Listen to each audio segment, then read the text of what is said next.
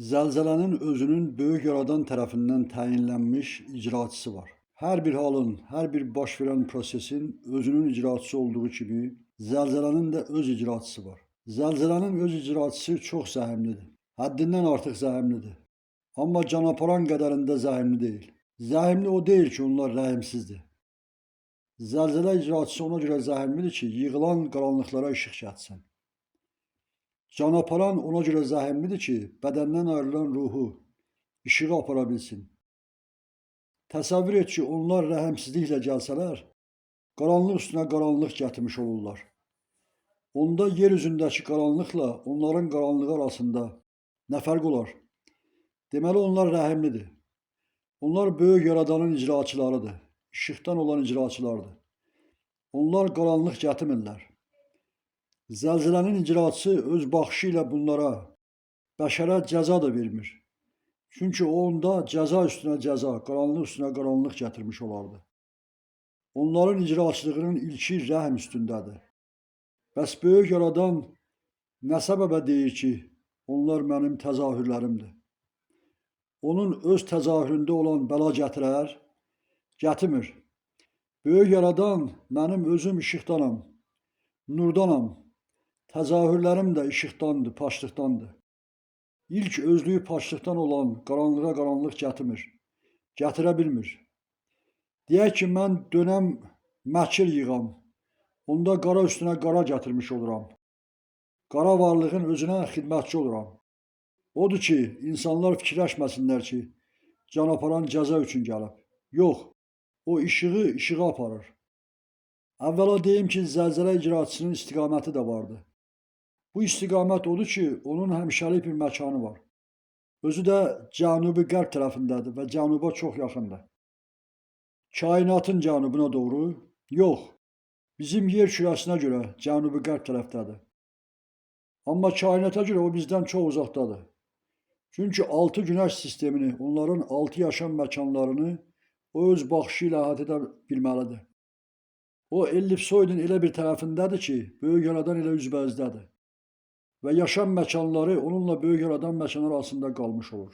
Əslində biz ellipsoidə görə istiqamətlənib onun məkanını göstərməliyik və elə də deyirik. Zəlzələnin icraçısı yalnız zəlzələ üçün təyinlənib və planetlərin hərəkəti prosesinə qarışa bilməz. Əks halda günəşlər, planetlər hərəkətdə olduqlarından hərəkət içərisində hərəkət axtarmış olaraq. Hərəkətlər içərisində hərəkəti tapmaq olmaz. Hərəkətlərin bağlılığında hərəkəti görüb dərk etmək olar. Hərəkətdən xariclik hərəkətsizliyin özlüyüdür. Hərəkət üstündə hərəkətin özünü görmək lazımdır.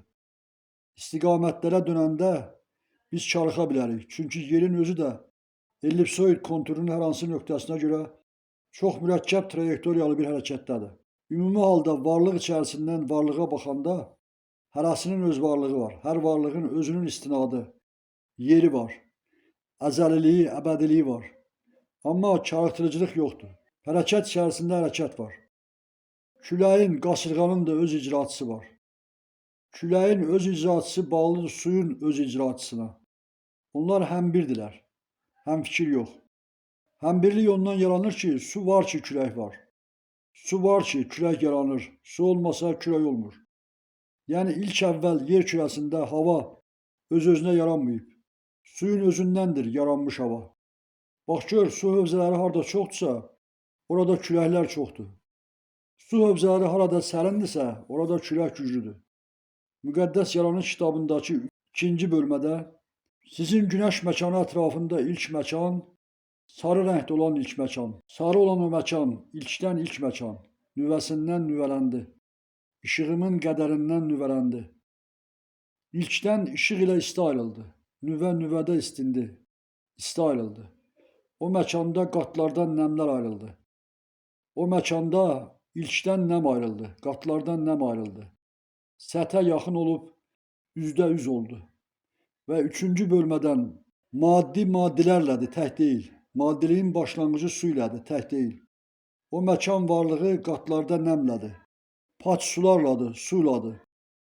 Yuxarıdakı deyimlərdən bilirsən ki, böyük yaradan yerin nüvəsindəki ağ işıq payını aktivləşdirdikdən sonra onun qatlarında istiliyin artması sayəsində üzünə sular qalxdı.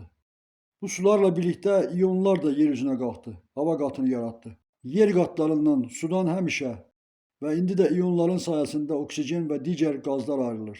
Hər bəşərə böyük yaradan özünü göstərmədiyi kimi, ağciyəmlilər, müqəddəslər, o cümlədən zəlzələ və küləyin icraçıları da özlərini göstərmirlər.